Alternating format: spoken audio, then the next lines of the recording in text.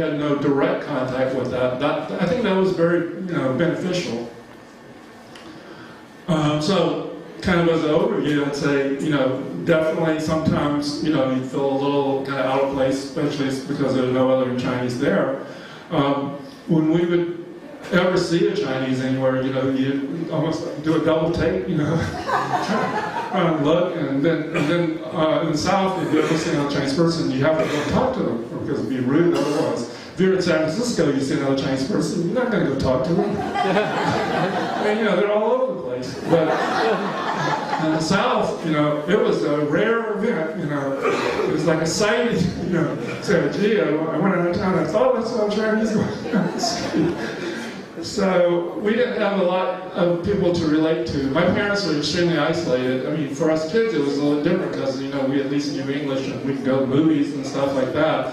But my parents really didn't have any social life. They just worked all the time and then just rested and then worked and stuff.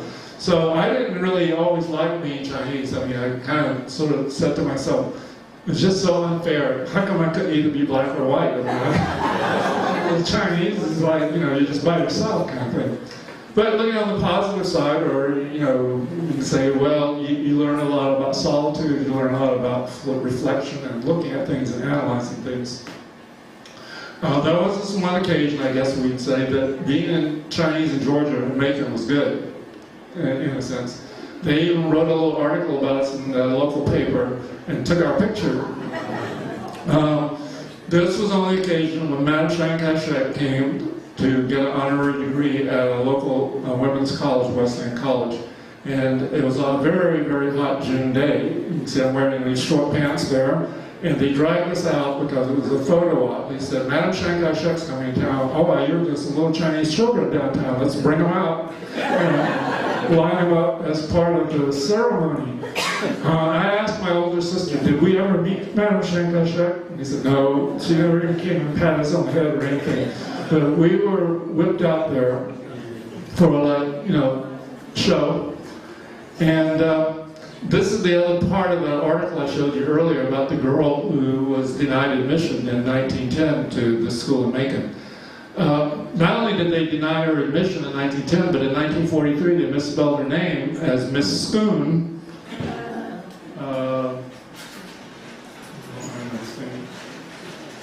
Miss Spoon, which really should be Miss Soon. But in any case, this part was the other part of the article in 1910. And she was there partly because her two older sisters were there. The one who married Sun Yat-sen. She didn't actually go to college in Macon, but she was there until she was about 13. And then, so when she came back to the United States in 1943 on the historic tour of the country to raise money and be the first woman, I believe, to speak to address the Congress, to try to recruit support for the war effort in China against Japan. She came to Macon. That was why she was there. Of course, at that time, I didn't know anything about why she was there. I was 6 years old, and I was totally disinterested and very uncomfortable because it was a very hot day. So finally, at some point, when my two older sisters got older, my parents realized that, or felt that we really needed to be moved to the Chinese community. So San Francisco seemed to be the target place. And so we kind of moved out stages. My father stayed behind, actually by himself, for about 3 or 4 more years to, support us with the laundry before he sold it and retired. So my mother and my older sister were sort of the first contingent to go out here, and then a couple of years later, the rest of the children came out. But this is a pretty remarkable thing that my mother was able to do, given that she knew very little English. Of course, coming to San Francisco and being near Chinatown, she could find people who knew Chinese and she could communicate with. But still, considering that she had no responsibilities of this sort in all the years she was in Macon, her assignment was to go out and get my sister situated in college and find some real estate, buy some property, preferably a building that had a store downstairs and a residence upstairs. That's the Chinese model. And so she was able to do that. And she talked like she knew what she was talking about. She'd always come back and talk about interest rates and this, that, and the other. And she was ahead of her time because at that time Chinese did not extend probably beyond Leavenworth or Hyde Street. They were kind of all clustered close to Chinatown. And she got us situated on Polk Street, Polk and Clay. At that time, there were virtually no Chinese living in that area. So anyway, we moved there, and I suddenly realized, probably the first time, I didn't know what it meant to be Chinese. Because here I show up in Chinatown, and I see all these Chinese people, and I say, okay, I'm with all these Chinese people now, and I didn't know half the time what they were talking about, even if they were speaking English. I didn't know anything about Chinese etiquette or customs, or, very minimal. I think once on one occasion, my father had these teeny little firecrackers, and he fired them off, I think on VJ Day or something, not anything to do with New Year's. We didn't know anything about New Year's. So anyway, I come to San Francisco, and so I go to Lowell High, and I meet these Chinese students, Chinese American students, and they say, oh, where are you from? Georgia. What are you doing down there? How come y'all, got stuck down there, blah, blah, blah. And how would you like to join a Chinese student club? And I thought to myself, Chinese student club, what is that? And I said, I'm thinking to myself, well, why would you have a Chinese student club? I mean, we didn't have one in Macon. So it was totally new to me, and so I thought, okay, I'm Chinese, I'm a student. So in a way, I kind of wanted to be part of them, but on the other hand, I kind of felt a little uncomfortable because I wasn't used to that type of self-segregation. I mean, I was used to being segregated by other people, and I had no opportunity to cut myself off. But I wanted to, learn about, Chinese and so forth. So I kind of gradually learned that. Shortly after I got here, my mother said, you need to learn to read and write, so you need to go to Chinese school. And I knew a lot of these people told me that they went to English school in the daytime, and Chinese school around 5 o'clock. I was really demanding. So she sent me to this church, and we had like 5 students in the class. The others were 6 and 7 years old, and I was 15, and I was about 6'2" by that time anyway. And so these little kids were writing circles around, and I don't think I lasted a week, and I just dropped out. So there was a lot, little adjustments I had to make. So on the one hand, I wanted to be liked by these Chinese people who I had never been in contact with before in such numerosity, especially at my own age. And I was reasonably accepted, partly as a curiosity, and also maybe they all liked me because I was tall. They all wondered how I got to be so tall, and so I was sort of like the freak show or something for them. I don't know. So that kind of helped a little bit. But then I had the question, how much did I want to, just identify only with Chinese? But that was the way people did it then, so, I kind of fell into that pattern.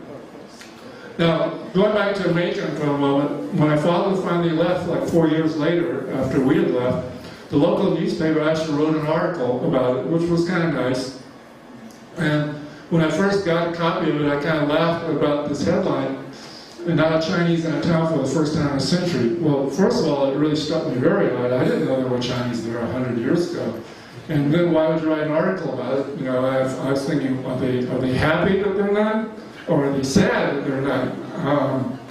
And so then I started reading the article. I really started laughing because I underlined a few things that I thought were very strange, because I had never heard any of these things before. So talked about my father coming to America and saving up money and everything, and his father was already, well, my grandfather never came to the United States, so this is fabricated, but to understand this, I guess he was trying to make this consistent with his paper father, because his paper father was here. So, he had this story that, he had kept in the back of his mind for some 25 years or so. Then it really got hysterical down in the middle when we talked about he saved up enough money to go back and marry his childhood sweetheart. Well, who was she? I had never heard that story. I mean, my parents didn't even know each other until he went back, and I knew that for sure, So this seemed odd. And then this last part about the Reverend Burt, he's the one who brought the Sung sisters over because the father trusted him as a missionary to look after his daughters. He would take the little Junks to Sunday school. Well, that's partially true. He never took me, I can tell you that. I know, I was maybe too young. I took my sisters maybe. But then when I talked about my parents being devout followers of Confucius, I was really rolling on the floor. Because I knew that wasn't true. And as an example, maybe I shouldn't give this example in the church, but I remember as a child, on Sunday morning, I would hear the church bells ringing from the Episcopal church behind us. And I don't remember exactly my age, but maybe 5 or 6 or something. And I'd say to them, what are they ringing all those bells for, you know? My father said, oh, well, that's the church. The church is calling people to come to church. So I'd say, well, how come we're not going? So my father had an answer. He said, well, that's for Lo-Fi. He said, they're evil during the week, and they need to go and confess their sins on Sunday. And so we don't need to go because we're good all week. So his reasoning was impeccable, I guess. I didn't argue with him, I just accepted it, but I remember that quite vividly. So when I read this thing, I never heard my parents talk about Confucius at all, but a part of this is, people who are well-intentioned, they like to be helpful, and I know that customers would come in and give us books or pictures of religious nature and so forth. So in terms of this article, I think what happened, as I tried to reconstruct it, is when the man was writing the article, he would ask my father certain things, like, did you go back to China and marry a sweetheart? And my father probably just kind of nodded and sort of said, I don't want to dispute him. If this is what he thinks, then it isn't going to hurt for him to write it down. But my father didn't actually say that. I think it was the American, model of romance that led to that question, and my father just disagreed with, and so forth. So when my sisters came, they adapted much more readily. Southern accents are really good on females. It really makes them extremely more attractive. But for guys,